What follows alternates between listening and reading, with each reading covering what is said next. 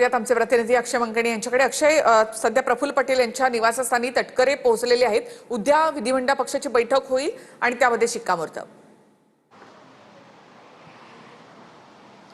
नक्कीच निकेला, खरं तर अजित पवारांच्या अकाली निधनानंतर खरं तर त्यांच्या उपमुख्यमंत्री पदावरती आणि त्याचसोबतच राष्ट्रीय अध्यक्ष पदावरती पक्षाच्या कोण बसणार या सगळ्या संदर्भाची राजकीय घडामोडींना आता वेग आलेला असल्याचं आपल्याला पाहायला मिळतंय. अजित पवार यांच्या पत्नी सुनेत्रा पवार याच आता राज्याचा उपमुख्यमंत्री पदावरती आणि त्याचसोबतच पक्षाच्या राष्ट्रीय अध्यक्ष पदावरती विराजमान होतील आणि त्या सगळ्या संदर्भाची सहमती जी आहे ती पक्षातल्याच अनेक आमदारांनी आणि मंत्र्यांनी माध्यमांसमोर बोलून दाखवलेली असल्याचं देखील आपल्याला पाहायला मिळते आणि त्या सगळ्या राजकीय घडामोडींना आता एखाद्या प्रकारे वेग आलेला असल्याचं पाहायला मिळतं. राष्ट्रवादी काँग्रेस पक्षाकडनं विधिमंडळाला कॅबिनेट हॉलच्या मागणीकरता पत्र सुद्धा देण्यात आलेलं आहे. उद्या सकाळी 11 वाजता कॅबिनेट हॉलमध्ये सर्वच राष्ट्रवादी काँग्रेस पक्षाच्या आमदारांची बैठक होणार आणि त्या सगळ्या बैठकीमध्ये सुनेत्रा पवार यांना गटनेता म्हणून विधिमंडळाचा गटनेता म्हणून निवडला जाणार आणि गटनेते पदाच्या निवडीनंतर लगेचच सुनेत्रा पवार यांची उपमुख्यमंत्री पदाची शपथविधीचा कार्यक्रम जो आहे तो राजभवनात संध्याकाळी पार पाडला जाणार असल्याची माहिती जी आहे ती आता मिळते आहे. आणि त्याच करता आता जे आमदार आहेत राष्ट्रवादी काँग्रेस पक्षाचे त्या सगळ्या आमदारांना खरं तर या सगळ्याचा निरोप जो आहे तो राष्ट्रवादी काँग्रेस पक्षाकडनं दिला जात असल्याची आपल्याला माहिती मिळते आणि अनेक आमदार जे आहेत ते आज रात्रीच मुंबईमध्ये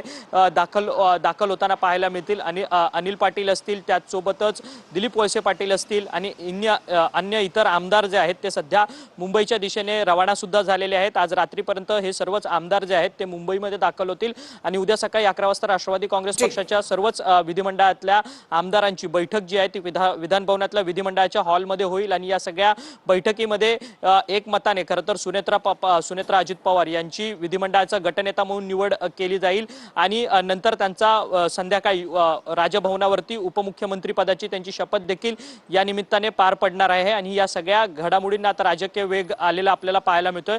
आज देखील राष्ट्रवादी काँग्रेस पक्षाचे जे महत्वाचे नेते आहेत, सुनील तटकरे असतील, छगन भुजबळ असतील, धनंजय मुंडे असतील, प्रफुल्ल पटेल असतील, हे सर्वच नेते मंडळी जे आहेत ते मुख्यमंत्री देवेंद्र फडणवीस यांची भेट घेण्याकरता वर्षा निवासस्थानावरती दाखल झालेले होते आणि या सगळ्या बैठकीमध्ये ही सगळी राजकीय घडामोड झालेली आहे. आणि त्या सगळ्या चर्चेनंतरच उद्या सुनेत्रा पवार या राज्याचा उपमुख्यमंत्री होणार आणि त्यांचा शपथविधीचा कार्यक्रम जो आहे तो उद्याच राजभवनात पार पडणार.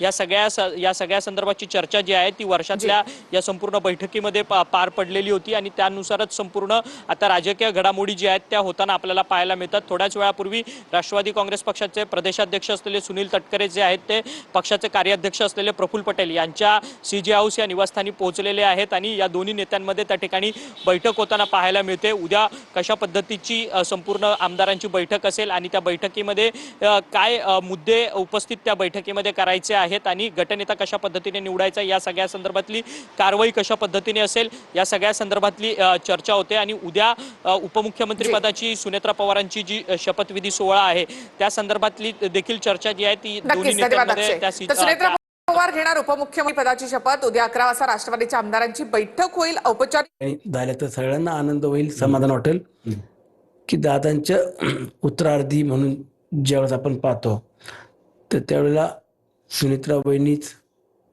त्या पदाला न्याय देतील, आम्हाला सांभाळून घेतील आणि राज्यातले प्रमुख नेते महायुतीतले मग स्वतः मुख्यमंत्री साहेब असतील, उपमुख्यमंत्री असतील किंवा इतर मंत्री सुद्धा सुनेत्रा वहिनींना एका आदरानं पाहून जे काही सहकार्य करावं लागेल ते सहकार्य करतील आणि सर्वांना बरोबर घेऊन जातील. त्यामुळं सुनेत्रा वहिनी ह्या उपमुख्यमंत्री झाल्या पाहिजे या मताशी मी देखील. छगन भुजबळांनी काही वेळापूर्वी सांगितलं की उद्या जो आहे तो शपथविधी होऊ शकतो. नक्की या संदर्भात काही चर्चा झालेली आहे का तुमची जी कोर कमिटी असेल किंवा पक्षाची या संदर्भात? अशी कुठली चर्चा अजून आमच्यापर्यंत आलेली नाहीये, परंतु मुख्यमंत्री महोदयांना काही प्रमुख नेते मंडळींची आज भेट झाली असे आपल्या माध्यमातून समजते. परंतु काय चर्चा झाली आहे किंवा काय भेटीतले विषय होते ह्या बाबतीत आम्ही कुठली त्यांच्याकडनं माहिती घेतली नाही.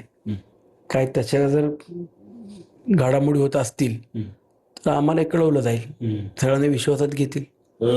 काही चर्चा पण वेगळी आपल्याला पाहायला मिळते की राष्ट्रवादी जे आहे ती जिल्हा परिषदच्या निवडणुकी झाल्यानंतर दोन्ही राष्ट्रवादी एकत्र येणार होते, म्हणजेच विलिनीकरण जे आहे ते या ठिकाणी होणार होतं, नक्की काय ही चर्चा होती आणि किंवा काय ठरलं होतं अजितदादांच्या संदर्भात?